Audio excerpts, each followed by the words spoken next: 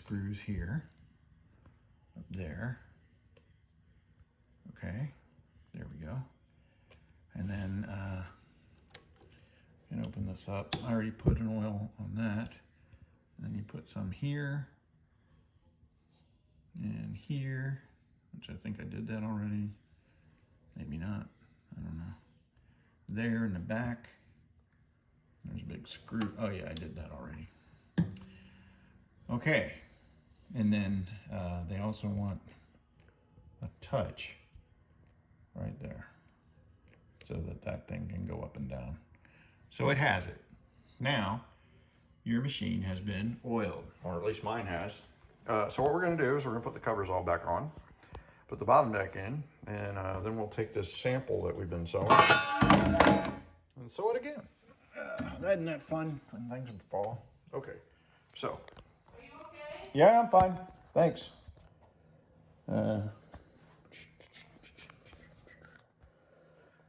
There you go. So again, because we loosen these screws, we can just put this back on. We don't have to tighten anything. We just have to make sure that we're all the way over to the metal and make sure your washers go on the outside of the tabs for the part.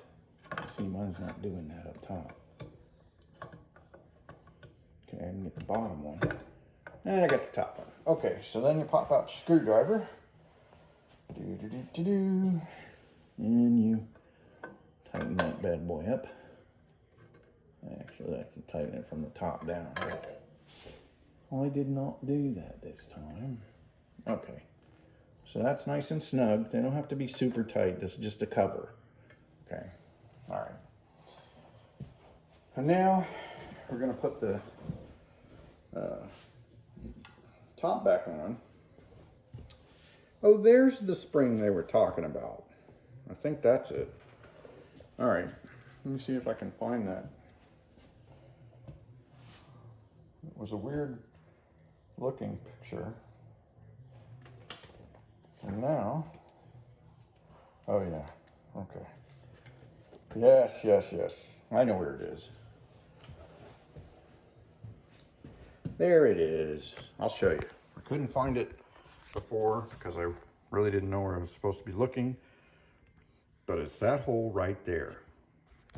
That is a main bearing for the, we can call it the crankshaft because this thing's like an engine. Anyway, we put some oil right in there. When we get there, there we go. And now it's done. So that's like right next to the bobbin winder mechanism, which is really pretty cool because when you engage it, it has these little teeth that roll that little ball right there, and little teeth that roll the little ball right there, which is in theory exactly what my old Singer 128 does, but it does it on the side. Okay, so I'm gonna put the cover back on. You want to angle it, get it over that, and you can drop it back down, and it should, you know, kind of line up. There's nothing that clips it in place or anything. So remember, the left screw's the big one. So when you come back over here, the left one goes in this side, the big one goes in the left side, and just use your thumbs or your fingers to tighten it in there so you're not stripping anything. Because if you force it, you definitely strip it, and then you'll be very unhappy. So there you go. Okay, now these are both in pretty well, and I am going to tighten them up. If I would stop dropping things, that would be great. I'm okay. I'm okay. All right. This wasn't supposed to take this long either, but actually I didn't know how long oiling it would take, so I'm okay with it.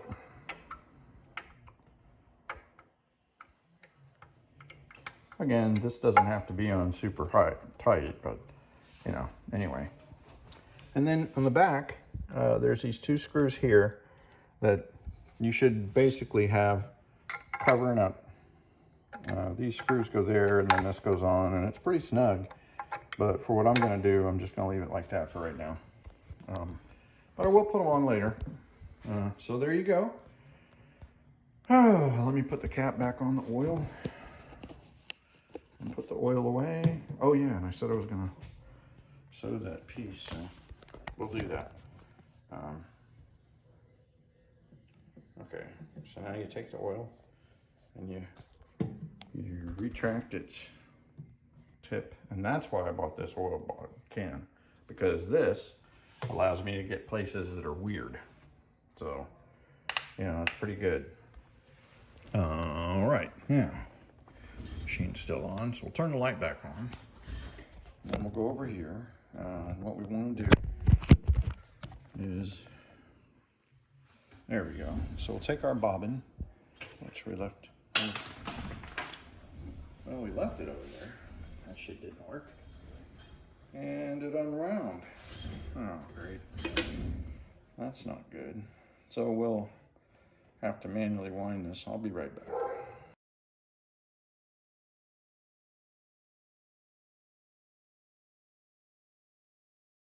To sew the leather sample, and hopefully we'll be able to do that. You should be able to see it pretty well. This is a pretty thick sample. Each layer of this is 4 to 5 ounces. And remember, we just finished sewing, so I'm going to take a couple of manual stitches so we don't have a problem. And there isn't much bobbin thread left, so we're not really going to go very far. Well, we won't get very far.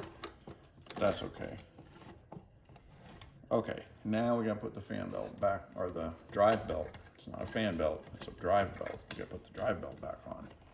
And that is getting pretty difficult to do because I messed up. Everything that goes wrong, you can pretty much point back to yourself and go, what did I do wrong? And that's this machine, okay? There is no automatic stuff with this machine. It's not forgiving. Think Sopwith Camel in World War I, and if you know anything about that, that was the most unforgiving aircraft in World War I. It was very difficult to fly because it was highly maneuverable. And this machine is very difficult to use because of all the settings that are required, and you have to get them pretty much all right. And you can see that the thread, well, no, you can't see it, but the thread is not where it needs to be right now. And now I popped it back into place, so it should all be good. So let's listen. Okay, I still got my little click, which is cool. I like my little click. I didn't like it at first, but now I love my little click.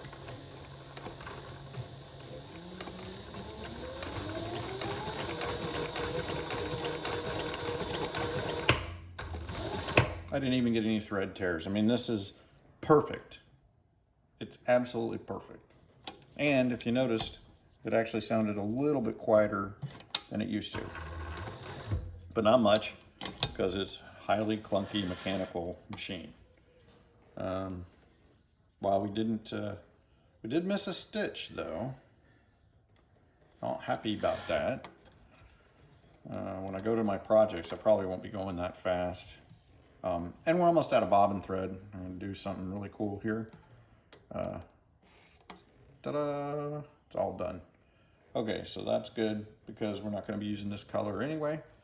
But if you look, after oiling it and everything, the last stitch was this one with the missed stitch right here. That's the last seam. And other than that missed stitch, it did really well.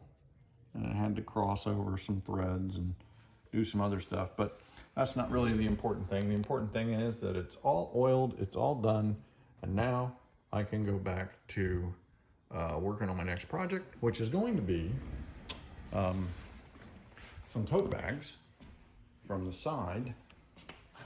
That's in this that I got from Maverick Leather. And yeah, so let's see if we can pull this out. There you go. That's the color. I hope y'all like the color.